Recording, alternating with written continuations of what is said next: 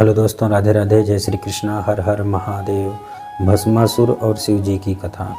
भस्मासुर और शिव जी की कथा भारतीय पौराणिक कथाओं में एक ऐसी कथा है जो शक्ति, अहंकार और उसके परिणाम को उजागर करती है। यह कथा शिव पुराण, विष्णु पुराण और अन्य ग्रंथों में विस्तार से वर्णित है।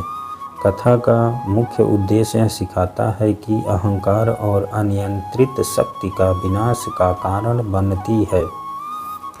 यह कथा भगवान शिव की करुणा और भगवान विष्णु की चतुराई को भी दर्शाती है। भस्मासुर एक शक्तिशाली असुर था जो राक्षसों के कुल में उत्पन्न हुआ था।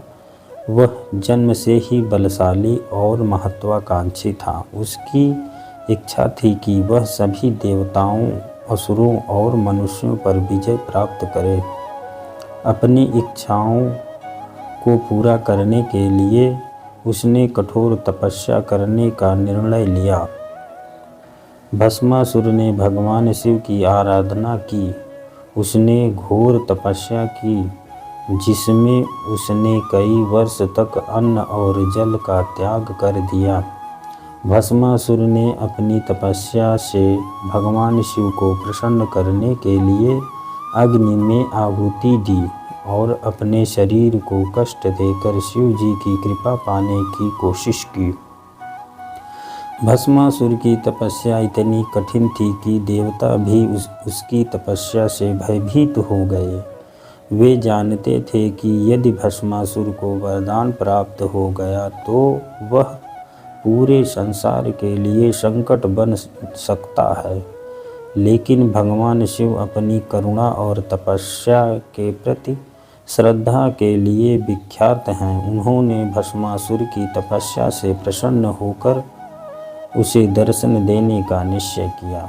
भस्मासुर की तपस्या से प्रसन्न होकर भगवान शिव उसे दर्शन दिए। शिव जी ने भस्मासुर से कहा, मैं तुम्हारी तपस्या से प्रसन्न हूँ, मांगो तुम्हें क्या चाहिए। भस्मासुर ने विनम्रता से उत्तर दिया, हे महादेव, मुझे एक ऐसा वरदान दीजिए कि मैं जिसके सिर पर हाथ रखूं वह तुरंत भस्म हो जाए। शिव जी अपनी दयालुता और वचनबद्धता के कारण भस्मासुर को इस वरदान को देने के लिए विवश हो गए। उन्होंने उसे वरदान दिया, तथास्तु, जैसा तुमने मांगा है वैसा ही होगा। भस्मासुर अब एक अजय शक्ति का स्वामी बन गया। उसने भगवान शिव को प्रणाम किया और खुशी खुशी वहाँ से चला गया। वरदान प्राप्त करने के बाद भस्मासुर के मन में अहंकार उत्पन्न हो गया। उसने सोचा, अब मैं संसार का सबसे शक्तिशाली प्राणी हूँ। मुझे अब किसी से डरने की आवश्यकता नहीं है। अहंकार में चूर भस्मासुर ने अपनी शक्ति की परीक्षा लेने का निर्णय किया। उसने सोचा, शिव जी ने मुझे यह शक्ति दी है, क्यों ना मैं उन्हीं पर इस शक्ति का प्रयोग करके देखूं। भस्मासुर ने शिव जी के पास लौटकर उनसे कहा, हे महादेव, आपने मुझे यह वरदान दिया है। अब मैं देखना चाहता हूँ कि यह सचमुच काम करता है या नहीं। मैं इसे आपके ऊपर ही आजमाना चाहता हूँ। यह सुनकर शिव जी अचंभित हो गए। उन्होंने भस्मासुर को समझाने का प्रयास किया, हे भस्मासुर, यह वरदान तुम्हारे लिए है, इसका दुरुपयोग मत करो, इससे अनर्थ हो सकता है। लेकिन भस्मासुर ने उनकी एक न सुनी और उन पर हमला करने के लिए दौड़ पड़ा। भस्मासुर की इस हरकत से शिव जी को अपनी जान बचाने के लिए भागना पड़ा। भगवान शिव सृष्टि के पालन करता है, लेकिन भस्मासुर को दिया हुआ वरदान उनके लिए भी एक चुनौती बन गया। शिव जी ने तुरंत कैलाश पर्वत छोड़ दिया और पूरे ब्रह्मांड में भागने लगे। भस्मासुर उनके पीछे पीछे दौड़ रहा था। शिव जी ने हर जगह जाकर शरण मांगी। देवलोक, पाताल लोक और यहाँ तक कि ब्रह्मलोक में भी देवता और अन्य प्राणी भस्मासुर के भय से कांप रहे थे। किसी में इतनी शक्ति नहीं थी कि वे भस्मासुर का सामना कर सके।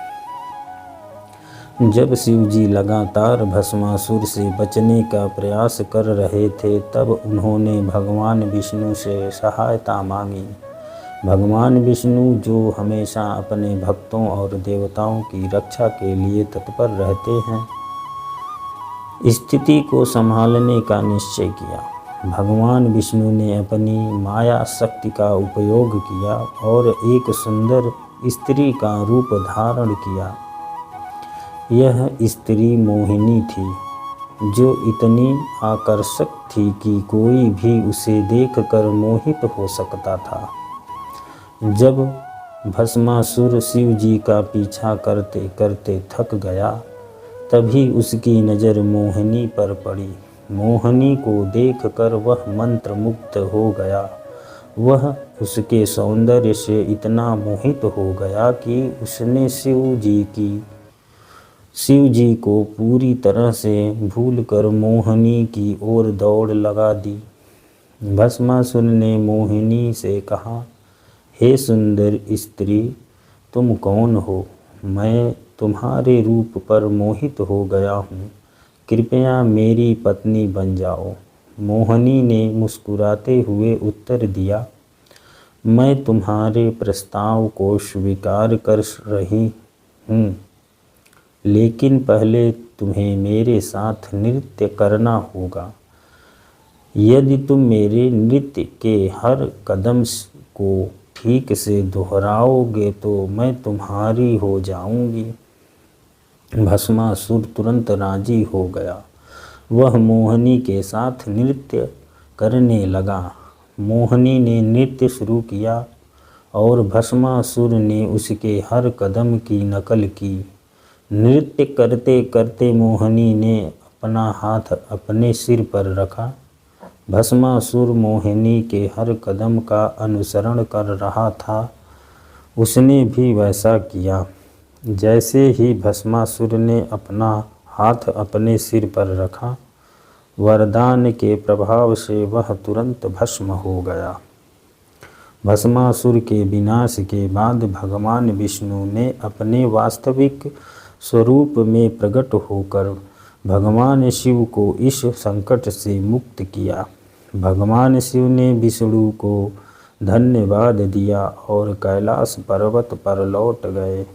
यह कथा हमें यह सिखाती है कि शक्ति का अहंकार और उसका दुरुपयोग अत्यंत विनाशकारक होता है। भगवान शिव की करुणा और भगवान विष्णु की चतुराई से यह संकट टल गया। कथा यहीं समाप्त होती है। हर हर महादेव।